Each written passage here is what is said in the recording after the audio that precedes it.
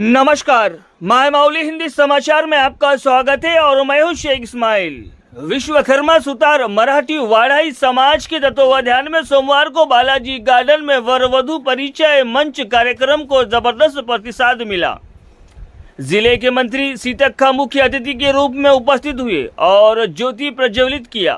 पुस्तक का अनावरण भी वर वधु के समक्ष में किया गया। इस अवसर पर उन्होंने विश्वकर्मा एवं संघ भवन के निर्माण के लिए धनराशि देने का वादा भी किया। फिर बाद में विधायक पायल शंकर ने कहा कि प्रधानमंत्री नरेंद्र मोदी ने विश्वकर्मा के विचारों को ध्यान में रखते हुए प्रधानमंत्री विश्वकर्मा नामक युवा योजना भी शुरू की और कहा है कि इस योजना को सभी जातियों तक पहुंचाने का प्रयास किया जाएगा। फिर पूर्व मंत्री जोगू रामन्ना ने भी कहा है कि वो किसानों के साथ खड़े रहेंगे। बाद में दूल्हा और दुल्हन ने मंच पर अपना परिचय दिया। कार्यक्रम में सामाजिक नेता सभी मौजूद थे।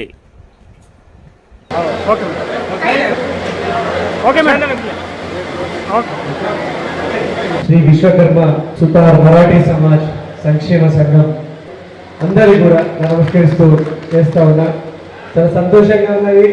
నూతన వధువు వరులు పరిచయ వేదిక ఇందులో లిస్ట్ అయినటువంటి అబ్బాయిలందరూ కూడా మంచి అమ్మాయిలు దొరకాలని, మీరు కోరుకున్న అమ్మాయి దొరకాలా, మీరు మంచి మూడు ముళ్ళ బంధంతో ఒకటి కావాలా, మంచి సుఖ సంతోషాలతో ఉండాలని మనస్ఫూర్తిగా దీవిస్తా ఉన్నా। పోరాటమే మార్గం। మీరందరూ అంటున్నట్టుగా సీనన్న కళా సీనన్న చెప్పినట్టుగా మదంతా అంటున్నట్టుగా ఖచ్చితంగా ఈ 5 సంవత్సరాల కాంగ్రెస్ ప్రభుత్వ హయాంలో ఆ 400 కోట్ల నిధుల్ని తీసుకురావడానికి విశ్వ ప్రయత్నం చేస్తా, ఎట్టి పరిస్థితుల్లో తీసుకురావడానికి మీ అందరికీ హామీ ఇస్తా ఉన్నా। నాయకులు కిషన్ గారు, శ్రీ విశ్వకర్మ సుతార్ మరాఠీ సమాజ్ సంక్షేమ సంఘం ఆదిలాబాద్ జిల్లా నుంచి పాల్గొన్నటువంటి నా గుర్తు గురించి వాస్తవం మా అక్కలకు, అన్నలకు, పెద్దలకు, సంఘం అధ్యక్షులు జాన్వే సంతోష్ గారికి వాస్తవానికి నాకు తెలియదు రెండు ఉన్నాయని, ఆదిలాబాద్ జిల్లాలో మాత్రం సునక్క గారు ఇక్కడ రావడం జరిగింది।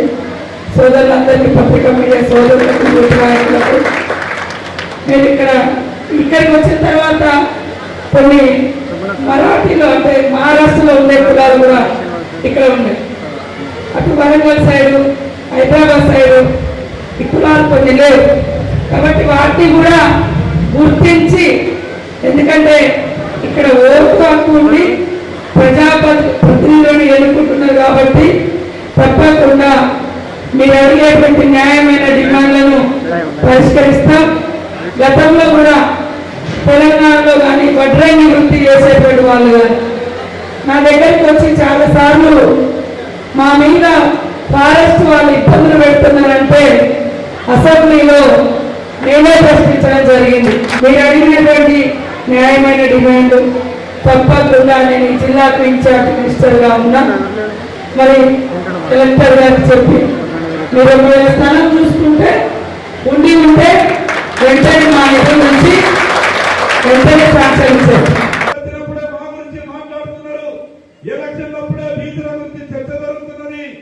కానీ మా భక్తులు ఎన్నడూ మారుతాయి, మా భక్తులు మారడంలో ఈ ప్రభుత్వం ఏం చేస్తుందో చెప్పాలని నేను మన అసెంబ్లీలో మాట్లాడినా। మనమంతా కూడా సంఘటితంగా ఉండాల్సిన అవసరం ఉంది, మనమంతా కూడా ఐక్యమత్యంగా ఉండాల్సిన అవసరం ఉంది। చిన్న చిన్న విషయాలతో దూరం కావద్దు, చిన్న చిన్న విషయాలతో అనవసరమైనటువంటి చర్చలు జరపద్దు। ఇంకా మనం సాధించాల్సిన అవసరం చాలా ఉన్నది। రేపు స్థానిక సంస్థలలో అవకాశాలు వస్తాయి, ఎక్కడ ఏ అవకాశం వచ్చినా నాయకుడిగా మనం ఎదగాల। అది మున్సిపాలిటీ కావచ్చు, గ్రామ పంచాయతీ కావచ్చు, మండలం కావచ్చు, ఎక్కడ ఏదన్నా ఉండని నాయకునిగా ఎదిగేటటువంటి